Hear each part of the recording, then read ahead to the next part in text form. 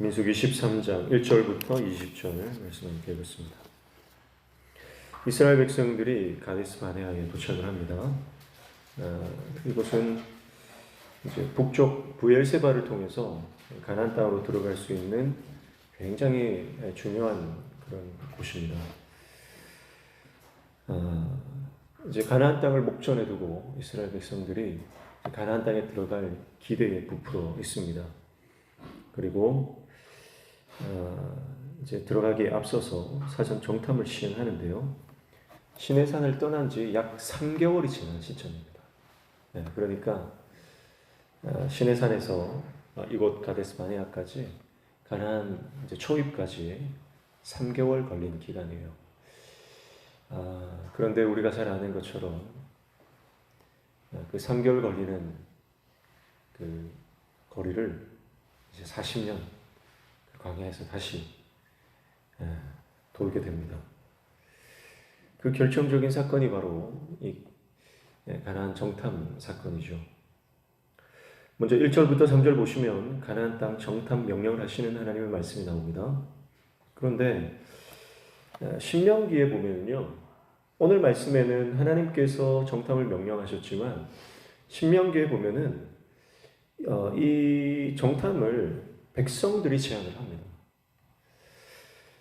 그래서 모세가 신명기 1장 19절 이하에 보니까 즉시 올라가서 그 땅을 차지하자고 말합니다. 그러면서 백성들에게 두려워하지 말라, 주저하지 말라, 그렇게 말하거든요. 그러니까 애초에 모세는 그 땅을 정탐하고자 하는 그런 마음이 없었던 거예요. 그런데 백성들은 두려워했습니다. 백성들은 망설입니다. 왜냐하면 그 땅을 들어가는 것이 이제 전쟁을 불사해야 하는 일이기 때문에 좀 상황을 파악하자는 거예요. 그들 안에 두려움과 의심이 들어왔던 거죠. 그래서 모세가 그 제안에 응해서 12명의 정탐꾼을 선발하고 가나안 땅을 정탐하도록 하는 장면이 나오게 됩니다.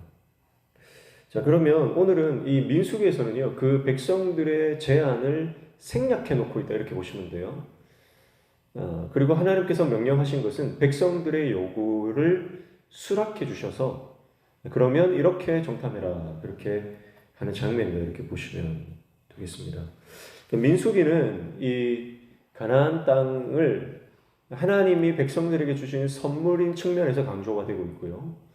신명기에서는 이것을 백성들이 믿음 없는, 그래서 어떤 그 두려움 가운데 정탐을 제한하는 그런 부정적인 측면을 신명기는 강조하고 있다, 그렇게 보시면 됩니다. 자, 어쨌든 모세는 정탐꾼을 한 사람씩 선발해서 각 지파별로 한 사람씩 선발해가지고 총 12명의 지휘관을 선발을 합니다. 민수기 1장에 등장하는 각 지파 대표들과는 다른 인물입니다. 아마도 이 정탐을 해야 하기 때문에 기동력 있는 그런 사람들, 청년들로 구성을 한 것 같습니다. 그들의 임무는 다른 게 아닙니다. 그 땅을 잘 돌아보고 지형을 파악하고 그 땅의 형편을 잘 보고 난 후에 돌아와서 보고하는 것이었습니다. 그래서 4절부터 16절까지 보면 지파별 그 정탐꾼의 이름이 등장을 하고 있습니다. 네. 그래서 그 뭐 이름을 다 하나씩 살펴볼 필요는 없고요. 17절부터 20절까지는 정탐꾼을 파송하는 장면이에요. 그래서 자세하게 말하죠. 17절에 보면 모세가 가나안 땅을 정탐하러 그들을 보내며 이르되 너희는 네겝길로 행하여 산지로 올라가서 18절 그 땅이 어떠한지 정탐하라. 곧 그 땅 거민이 강한지 약한지 많은지 적은지와 19절 그들이 사는 땅이 좋은지 나쁜지와 사는 성읍이 진영인지 산성인지와 20절 토지가 비옥한지 메마른지 나무가 있는지 없는지를 탐지하라. 담대하라. 또 그 땅의 실과를 가져오라 하니 그때는 포도가 처음 익을 즈음이었더라, 이렇게 말하죠. 포도가 처음 익을 즈음이니까 우리로 치면은 한 7월에서 8월경 이렇게 보시면 되겠습니다. 모세의 명령은 가나안 땅 남쪽 네겝에서부터 북쪽으로 올라가라는 거예요. 이동하면서 그 땅의 형세와 특징과 그 땅의 거민들 그 형편들을 잘 파악하고 돌아올 때는 그 땅에 실과를 가져와라. 아마 포도를 가져와라 이 말이겠죠. 그것이 그들에게 주어진 임무, 사명이었습니다. 그러면서 20절에 보면 중간에 담대하라 이렇게 말하죠. 모든 어떤 그 임무를 정확하게 임무를 딱 부여를 하고 나서 담대하라 이렇게 말합니다. 그리고 그 땅의 실과를 가져오라 이렇게 말한 거예요. 자, 담대하라라고 하는 것은 마음을 강하게 하라는 뜻이에요. 그 땅을 정탐할 때 세세하게 관찰하고 그리고 전체적으로 거시적으로 또 그 땅을 파악하라는 겁니다. 대충 파악하지 말라는 거예요. 그리고 이 담대하라라고 하는 것은 믿음의 시각으로 바라보라는 뜻입니다. 이스라엘 백성들이 담대할 수 있는 근거는 오직 하나입니다. 하나님이에요. 하나님이 우리와 함께 하심. 이스라엘 백성들에게 담대할 수 있는 근거는 전혀 없습니다. 그들이 뭐 군사력이 있는 것도 아니고요. 그들이 뭐 많은 어떤 재물을 가진 것도 아니고 그들이 뭐 그냥 오합지졸이에요. 그들은 말 그대로 난민이에요. 그러나 하나님이 계시기 때문에 그들이 군사가 되었고 하나님의 군대가 되었고 하나님이 계시기 때문에 하나님께서 그들을 지키시고 돌보시고 기적을 베풀어 주시는. 그러니까 담대하라고 할 때 그 담대함의 근거는 오직 하나님 한 분밖에 없어요. 그러니까 담대하라는 말씀을 모세가 하는 것은 그 정탐꾼들에게 이 너희들이 감당하는 이 정탐 사명은 믿음의 안목을 가지고 가야 하는 사명이다라는 것을 말하고 있는 것입니다. 그러면서 그것을 한 번 더 강조하는 게 뭐냐면 16절이에요. 16절에 보면 모세가 눈의 아들 호세아를 여호수아라고 불러요. 그렇죠? 이미 호세아를 한번 말을 했거든요. 그런데 이 8절 보십시오. 에브라임 지파에서는 눈의 아들 호세아요 그렇게 말했죠. 자, 눈의 아들 호세아. 호세아를 이미 소개를 했는데 마지막에 가서 16절에서 모세가 눈의 아들 호세아를 여호수아라고 불렀다 그렇게 말하고 있어요. 호세아라고 하는 이름의 뜻은요 구원이라는 뜻입니다. 구원. 그런데 여호수아라고 하는 뜻은 하나님이 구원하신다. 여호와가 구원하신다는 뜻이에요. 호세아라는 이름이 나빠서 마음에 안 들어서 바꾼 게 아닙니다. 호세아라는 이름도 얼마나 좋은 이름입니까?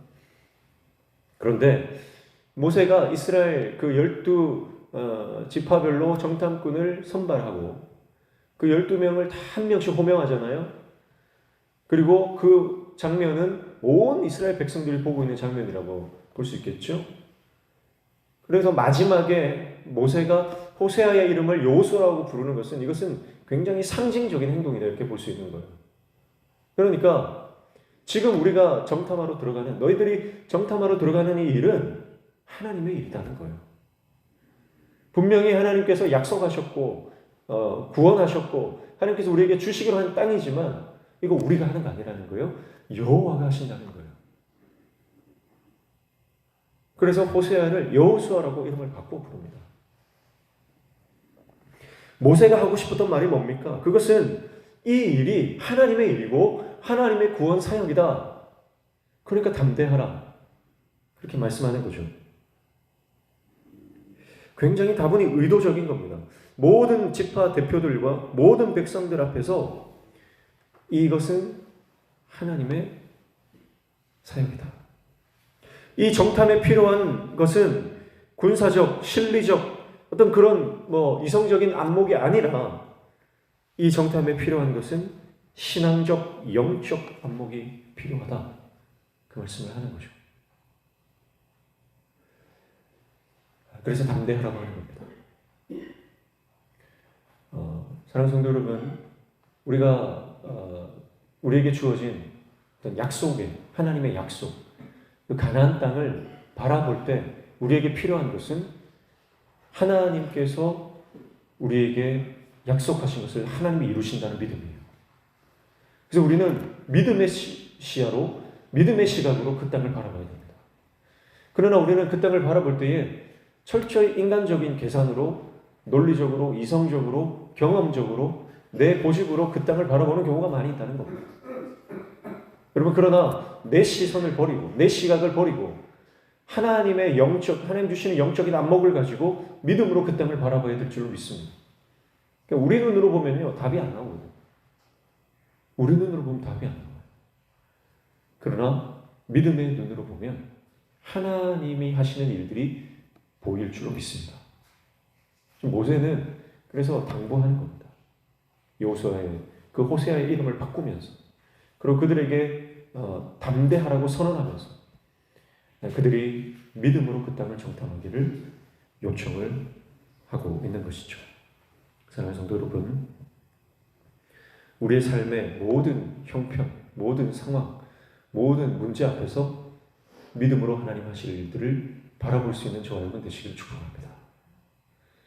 그러니까 하나님이라고 하는, 믿음이라고 하는 렌즈를 끼고 이 땅을 바라봐야 되는 거예요. 그 렌즈를 통해 보면 불가능이 가능으로 바뀝니다. 그 믿음의 렌즈를 통해서 보면 하나님이 하실 일들이 보입니다. 그러나 그 렌즈를 빼고 내 눈으로 보면 여러분, 이 땅은 불가능해요. 약속이 보이지 않습니다. 하나님의 손이 보이지 않습니다. 그러나 우리가 믿음으로 보면 하나님의 손이 보이는 거예요. 호세아가 여호수아로 바뀌는 거죠. 오늘 우리 삶에 주어진 모든 구원은 오직 하나님이 이루어주십니다. 여호와께서 우리 삶에 이렇게 동일하게 역사하시고, 가정과 우리 자녀들, 또 우리 생업, 우리 손으로 하는 모든 일들 가운데 하나님의 손이, 우리가 믿음 없이 봤을 때는 전혀 보이지 않았던 그 하나님의 손이, 믿음의 눈으로 볼 때 강력하신 하나님의 그 표심팔과 강력한 그 손이 우리를 붙드시는 그 역사가 드디어 보이기 시작할 줄로 믿습니다. 오늘 믿음으로 그 주님을 바라보며 주님과 동행하는 하루 되시기를 주님의 이름으로 축복합니다. 기도하겠습니다. 하나님 아버지, 약속의 땅을 바라볼 수 있는 믿음의 눈을 허락하여 주시고, 믿음으로 하나님이 하실 일들을 기대하며